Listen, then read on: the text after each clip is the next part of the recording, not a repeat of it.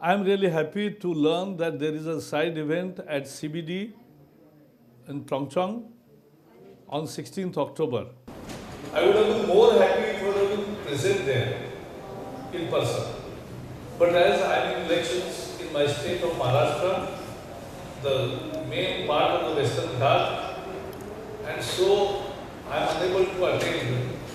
Though I am the president of the, I was the president of the Congress of Parties on biodiversity. How can the world natural heritage be leveraged in sustainable development of the local communities? What does such transformation means in the light of changing social, economic and environmental contexts? A side event to be jointly hosted by TER Policy Center India and UNESCO is proposed and is now happening, and that's why I am sending this, speaking to you through this video message.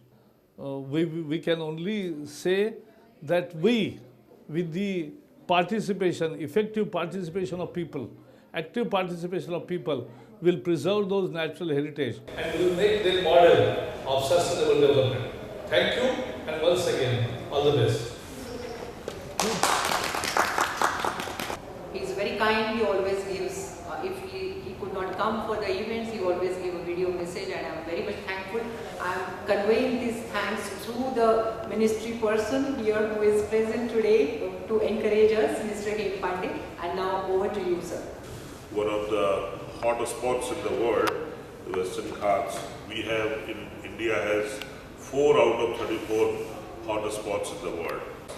Ecologically rich areas are sociologically and economically very poor, whereas economically and sociologically rich areas are very poor in ecology. So this gap has to be filled up.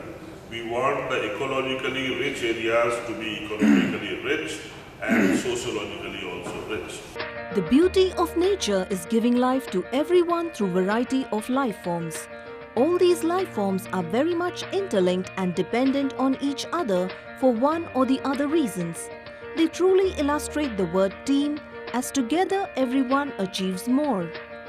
There is one such team of life forms which is not only known for its marvelous beauty but also contribute in ecosystem services. You can see flowers in hues of yellow, blue, red, green and white blanket both sides of the road. It feels to the eyes like a paintbrush loaded with different colors slipped from a painter's fingers, and millions of small multicolored droplets splash on the ground. The plateau indeed is a picturesque landscape. Yes, it's the Khas Plateau. The plateau is situated in the Western Ghats of Sahyadri Range, 22 kilometers from Satara city in Maharashtra state of India, and is known for various types of wildflowers which bloom during August-September every year. Even if Khas has been known for its rich biodiversity, some of the species observed on the plateau are still new to science. Let's preserve the beauty of Khas not just for ourselves but for generations to come.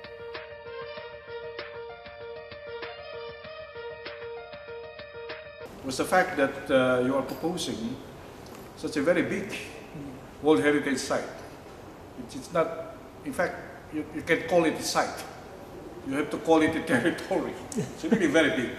But when one commits to really large sizes, large landscapes, then there's really something there. There's a commitment there, and you really preserve the ecological integrity of the whole area.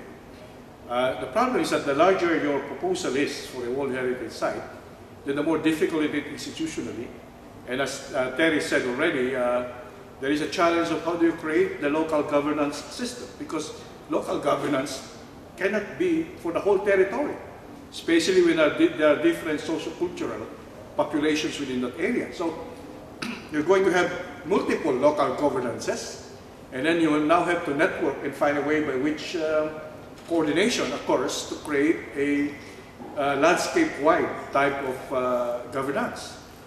And I really is inspired by the Indian government in their support to this idea, because that's really giving power to local communities and releasing their dominant control over such large areas. So, as I said, I'm inspired we'd like to put our support as much as we can to this effort. I know that there are still lots of work to be done, and so we'd also like to know what more can be done, what's the next steps, and so we will fit in as much as we can within those next steps. This cast plateau is very, very vulnerable. Lot of pressure, and these are basically the tabletop plateaus, and any little disturbance is going to wipe it out altogether. Largely, their communities, they are not happy with all the designations, but in cast, community mobilization is tremendous, and that is what TAIR Policy Center is doing, trying to institutionalize all these arrangements. Later on, that could be replicated in very different, of course, every site community dynamics is very different. So, and there are pressures like in areas like Kudremukh, the minerals, ores, and mining lobby, as you know, is so strong. There are medicinal plants, air extraction.